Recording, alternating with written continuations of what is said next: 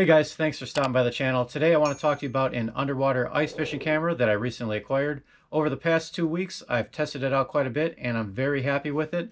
And this is the camera right here. The company name that sells this is called, let me see here, MOQCQGR. Not gonna lie, if I was creating a company, that would not be the first name I picked. So I'm going to do a quick unboxing of the product, and I'm going to show you everything that you get in the package should you decide to buy this. I'm going to take it out on the ice, show you what the footage looks like. I'll even compare it to a few other cameras that I already own. And in the end, I'm going to tell you whether or not I would purchase this unit if I were you. Alright guys, so when I received the camera, it was shipped in this box. Pretty cool. Look at all the fish on it. I mean, yeah, it's pretty cool, but I'm not going to lie. As soon as I get done shooting this video, I'm throwing this box in the trash. So let's see what's inside the box. Alright, so the case that this camera comes in, it's very nice. I like it a lot. It's a soft case, yet still kind of hard on the outside. You're not going to damage your camera using this case. At least I don't think you will. Really like it. So A+ on that. Alright guys, so what's inside the case? Alright, as we open up the case, you're going to find a user manual. Pretty straightforward. Not much to talk about there. It shows you how to operate your camera. Also inside you have this little card from MOQCQGR showing you who to contact if you have any issues with the camera. I have not had any issues so far, so I haven't used that at all. You have your charger that goes into the wall, and you also have the cord that you plug into the camera, and you're also going to need this cord if you want to upload your footage to your computer. They give you 2 small weights in here to weight down the camera should you need it. I have not needed to use those yet.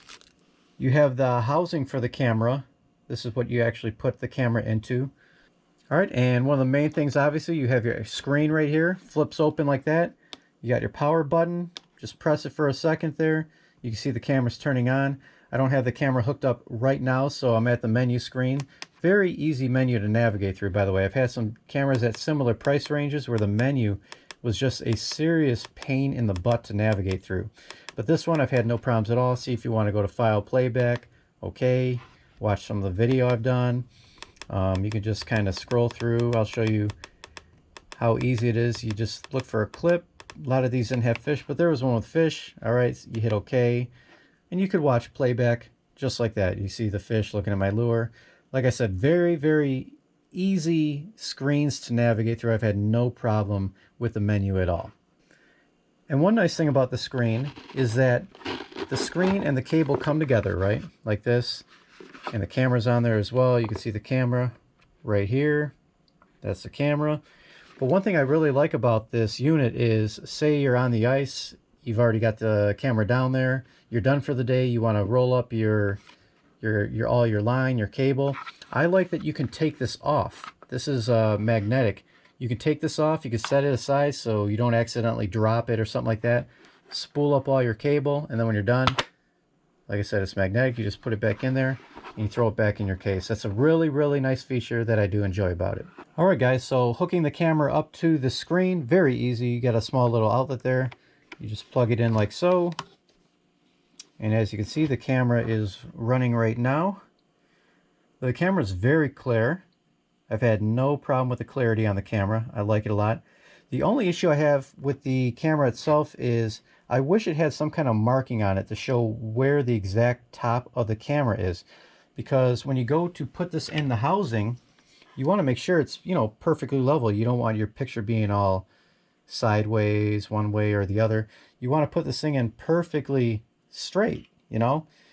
But there's no mark to show where the very top of the camera is. So one thing I'm going to do before I take this out again is I'm going to put a little mark on here. Just draw a little mark in like a white marker or something showing me where the top is, because that was something that frustrated me a little bit on the ice. Not a big deal, but it'd be nice if it had a small mark on the top.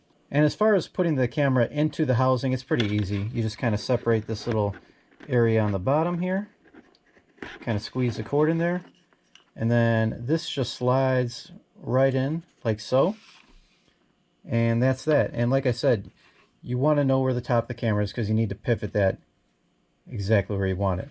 Then you can also have this camera sit at different angles in the water. Now personally, I just like to take the cord up through here and to the top, like up here, and I like this camera sitting perfectly level in the water. However, you can do different angles by threading it through different ways.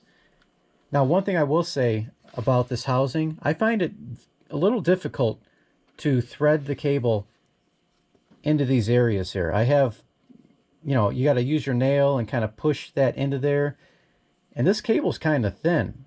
I will say it's much thinner than some of my other cameras, so it makes me nervous, you know, pressing on it with my nail to get the cord up into here. So that is a little difficult. That is one con to this thing. However, it's not a very big deal in the end. I'm going to show you a few of the features of the camera itself. So it has a digital zoom, as you can see. As I press this button, the camera is zooming in. Now, you will not see this on the recorded footage, but it is nice when you're on the ice. Say the lure is a little bit further from the camera than you wanted it to be after you get done drilling your holes. You can zoom in quite a bit. Right now I'm at 15 times zoom, and it tops out at 16 times zoom. So that, again, is a nice feature if the bait is a little bit further away. And again, as you're recording this, you will not see the zoom. When you record it, all you will see is the 0 times on the zoom. But it is nice to be able to zoom in on the ice. Another thing this camera does have is LED and infrared lights. You press the button one time and the LED lights kick on. And then if you press it a second time, the infrared lights will pop on. You're not really going to be able to see this because this area is well lit. Maybe if I turn off this light, you can see the difference. And you can see I have the infrared on right now, and now I'm going to turn the infrared off, and you should notice a difference. Yes. Actually, it looks in here, it looks better not to have the infrared light on, but if you're in the dark, you're going to want that infrared. So again, one press will turn on the LED, and a second press will turn on the infrared, and one more press will put it back to normal. Most of the time when I'm on the ice, I just leave it like this as normal. So for the specifications for this model, it's a 7-inch underwater fishing camera with DVR. It has a built-in 10,000 milliamp hour lithium battery, which will give you 16 to 20 hours of continued working time. And it also has a 32 gigabyte built-in memory card.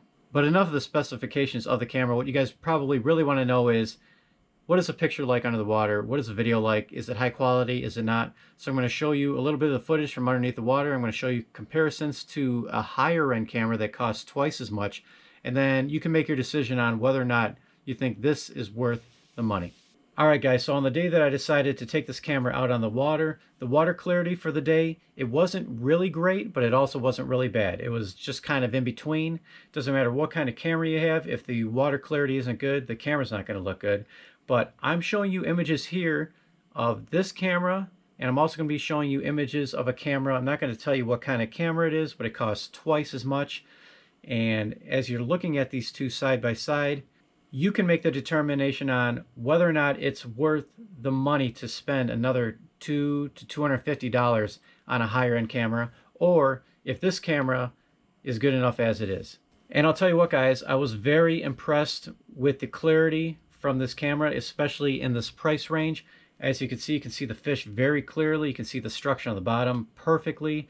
I caught fish using this camera that I wouldn't have caught if I didn't have the camera because I didn't feel the subtle bites. So yeah, actual usage on the water, I loved how this camera operated on the ice.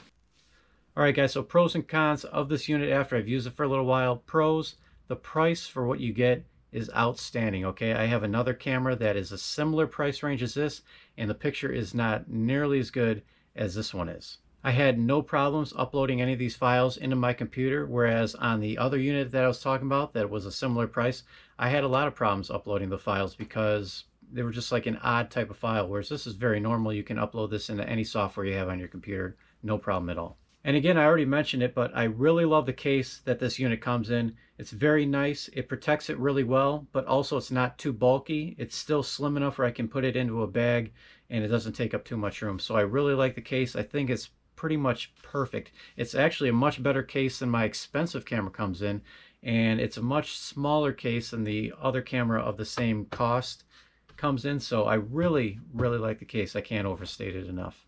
Alright guys, so to sum it up, I absolutely love this camera. For the price range that it falls in, that $200 to $300 price range, I'm not sure if you can beat it. It works really well. The picture's very nice. I've had no problems uploading any of the software into my computer.